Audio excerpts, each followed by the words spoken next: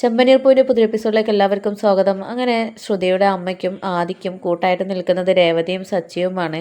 രേവതിയും സച്ചിയും അവിടെ ഉണ്ട് എന്നുള്ളത് ശ്രുതിക്ക് അറിയാം. പക്ഷേ ആദിയെ കാണാനുള്ള ആ ഒരു തിടുക്കത്തിൽ ശ്രുതി ഹോസ്പിറ്റലിലേക്ക് വരുന്നുണ്ട്. ആ സമയത്ത് ശ്രുതി ഒരു കെറ്റിലൊക്കെ കൈ പിടിക്കുന്നുണ്ട്. എന്നിട്ട് അഥവാ നമ്മുടെ സച്ചിയുടെയും രേവതിയുടെയും മുന്നിൽ പെടുകയാണെങ്കിൽ കെറ്റിൽ കൊടുക്കാൻ വന്നതാണ് എന്ന് പറയാലോ എന്നൊക്കെ കരുതിയിട്ട് ഒരു മുൻകരുതലൊക്കെ എടുത്തിട്ടാണ് ശ്രുതി അങ്ങോട്ടേക്ക് വരുന്നത്. അതേസമയം രേവതിയും സച്ചിയും അവിടെ നിന്ന് പോയിട്ടുണ്ടായിരുന്നില്ല. പക്ഷെ അവരെ പറഞ്ഞയക്കാൻ വേണ്ടിയിട്ട് അമ്മ കുറേ ശ്രമിക്കുന്നുണ്ട്. ആ സമയത്ത് രേവതി പറയുന്നുണ്ട്, എന്തിനാ അമ്മ ഞങ്ങളെ പറഞ്ഞയക്കാൻ വേണ്ടിയിട്ട് ഇങ്ങനെ കഷ്ടപ്പെടുന്നത്? ഞങ്ങൾ എന്തായാലും ഡിസ്ചാർജ് ആവുന്നത് വരെ ഇവിടെ ഉണ്ടാകും എന്നൊക്കെ പറയുകയാണ്.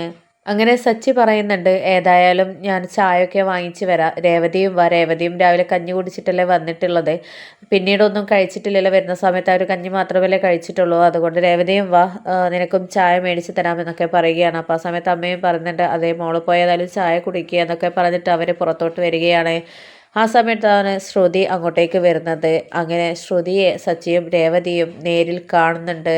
അങ്ങനെ അവരെ കണ്ടിട്ടാകെ ഷോക്കായിട്ട് നിൽക്കുകയാണ് ശ്രുതി. അങ്ങനെ രേവതിയും സച്ചിയും അവരുടെ അടുത്തേക്ക് വരുന്നുണ്ട്. എന്നിട്ട് എന്താ ഇവിടെ, ശ്രുതി എന്താ ഇവിടെ എന്നൊക്കെ ചോദിക്കുന്ന സമയത്ത് അത് പിന്നെ ഞാൻ ഒരാളെ കാണാൻ വേണ്ടിയിട്ട് വന്നതാണ് എന്നൊക്കെ പറയുകയാണ്. തിരിച്ച് ശ്രുതിയും ചോദിക്കുന്നുണ്ട്, അല്ല നിങ്ങൾ കാണിച്ചോ, ഡോക്ടറെ കാണിച്ചോ, എന്നിട്ട് എന്ത് പറഞ്ഞു എന്നൊക്കെ ചോദിക്കുന്ന സമയത്ത് കാണിച്ചു. പിന്നെ മരുന്ന് ഒന്നും കൂടെ കുറിച്ച് തന്നിട്ടുണ്ട്. പിന്നെ ഞങ്ങളുടെ പരിചയത്തിലൊരു കുട്ടിയുടെ ആക്സിഡൻറ്റ് കേസായിട്ട് വന്നിട്ടുണ്ടായിരുന്നു. ആ കുട്ടിയുടെ കാര്യങ്ങൾക്ക് വേണ്ടി പിന്നെ കുറച്ചധികം ഇവിടെ നിൽക്കേണ്ടി വന്നു. അതാണ് എന്നൊക്കെ ഇങ്ങനെ പറയുന്നുണ്ട്. അപ്പോൾ ആ ഒരു സമയത്ത് ഒരു സങ്കടഭാവത്തോടു കൂടി ശ്രുതി ആ കുഞ്ഞിനിപ്പോൾ എങ്ങനെയുണ്ട് എന്നൊക്കെ ചോദിക്കുന്നുണ്ട്. അത് കണ്ടിട്ട് രേവതിക്കും അതുപോലെ സച്ചിക്കും ഒരു സംശയം തോന്നുകയാണ്. എന്നിട്ട് സച്ചി ചോദിക്കുന്നുണ്ട്, അല്ല പൗഡറേട്ടത്തിക്ക് എന്താ ഒരു ആ കുഞ്ഞിനെക്കുറിച്ച് പറഞ്ഞപ്പോൾ ഒരു സങ്കടം, നിങ്ങൾ കാണാത്ത നിങ്ങൾ അറിയാത്ത ആ കുഞ്ഞിനെക്കുറിച്ച് പറഞ്ഞപ്പം എന്താ ഒരു ഭാവമാറ്റം എന്നൊക്കെ ചോദിക്കുകയാണ്. ആ ഒരു ചോദ്യത്തിന് മുമ്പിൽ പരിങ്ങി നിൽക്കുകയാണ് ശ്രുതി.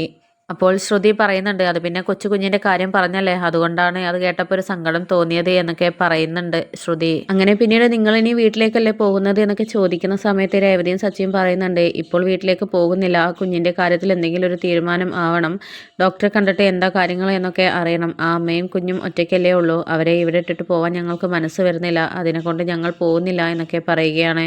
അപ്പോൾ ആ സമയത്ത് ശ്രുതി പറയുന്നുണ്ട്, എന്തിനാ നിങ്ങളിങ്ങനെ ഇവിടെ നിൽക്കുന്നത്, അതും വേറെ ആൾക്കാർക്ക് വേണ്ടിയിട്ട്. പിന്നെ ഒന്നാമത് നിൻ്റെ ശരീരം ആകെ ക്ഷീണിച്ചിരിക്കുകയാണ്, നിനക്ക് തീരെ വയ്യ, നീ എന്തായാലും വീട്ടിലേക്ക് പോകാൻ നോക്കുക എന്നൊക്കെ ഇങ്ങനെ ശ്രുതി പറയുന്നുണ്ട്. അപ്പോൾ ആ സമയത്ത് രേവതി പറയുന്നുണ്ട്, എനിക്കിപ്പോൾ ഒരു കുഴപ്പവുമില്ല, ഞാൻ എന്തായാലും വീട്ടിലേക്ക് പോകുന്നില്ല, ആ കൊച്ചിനെയും അമ്മയും കണ്ടിട്ട് വല്ലാത്ത സങ്കടം തോന്നുന്നുണ്ട്, അതുകൊണ്ട് ഡോക്ടറെ കണ്ട് കാര്യങ്ങളൊക്കെ സംസാരിച്ചിട്ട് എന്താണെന്ന അവസ്ഥ അറിഞ്ഞിട്ടേ ഇനി ഞങ്ങൾ പോകുന്നുള്ളൂ എന്നൊക്കെ പറയുകയാണ്.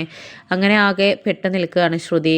അങ്ങനെ പിന്നീട് ശ്രുതി, എനിക്കൊരാളെ കാണാനുണ്ട്, ഞാൻ പെട്ടെന്ന് തന്നെ പോവട്ടെ എന്നൊക്കെ പറഞ്ഞിട്ട് അവിടെ നിന്ന് പതുക്കെ രക്ഷപ്പെടുകയാണ്. ആ സമയത്ത് സച്ചിക്കും രേവതിക്കും ഒക്കെ ചെറിയൊരു സംശയമൊക്കെ തോന്നുന്നുണ്ട്. ഇവൾ പറയുന്നതിൽ എന്തൊക്കെയോ കള്ളത്തരം ഉണ്ടല്ലോ, ഇത് ആർക്ക് കൊടുക്കാനാണാവോ ഈ കെറ്റിൽ കൊണ്ടുപോകുന്നത്, ഇവൾ ആരെ കാണാനാണാവോ ഇങ്ങോട്ട് വന്നത് എന്നുള്ള സംശയങ്ങളൊക്കെ അവരുടെ മനസ്സിലേക്ക് വരികയാണ്. അങ്ങനെ ശ്രുതി നേരെ ആദിയുടെ അടുത്തോട്ട് പോവുകയാണ്. ആദിയുടെ കണ്ടപ്പം വളരെയധികം സങ്കടമൊക്കെ തോന്നുന്നുണ്ട്. എന്നിട്ട് അമ്മയോട് കരഞ്ഞുകൊണ്ട് പറയുന്നുണ്ട്, അമ്മയ്ക്കിപ്പോൾ ആദിയെ നോക്കാനൊന്നും സമയമില്ലേ, അമ്മയുടെ ശ്രദ്ധക്കുറവുണ്ടെങ്കിലേ ഇങ്ങനെ സംഭവിച്ചത് എന്നുള്ള രീതിയിലൊക്കെ പറയുന്നുണ്ട്. അപ്പോൾ ആ സമയത്ത് അമ്മ പറയുന്നുണ്ട്, എൻ്റെ ശ്രദ്ധക്കുറവൊന്നുമല്ല, ഞാൻ വേണ്ടതുപോലെ തന്നെ നോക്കുന്നുണ്ട്, പിന്നെ അമ്മയ്ക്കും പ്രായമായി വരില്ലേ മോളെ, അതുകൊണ്ട് അതിൻ്റേതായ ബുദ്ധിമുട്ടുകളും കാര്യങ്ങളൊക്കെ ഉണ്ട്, അതുകൊണ്ട് സംഭവിച്ചു പോയതാണ് എന്നൊക്കെ പറയുന്നുണ്ട്. ആ സമയത്ത് ശ്രുതിക്ക് കരച്ചിലൊക്കെ വരുന്നുണ്ട്. എന്നിട്ട് എന്നോട് ക്ഷമിക്കണം അമ്മ എന്നുള്ള രീതിയിലൊക്കെ ശ്രുതി കരഞ്ഞ് പറയുകയാണ്.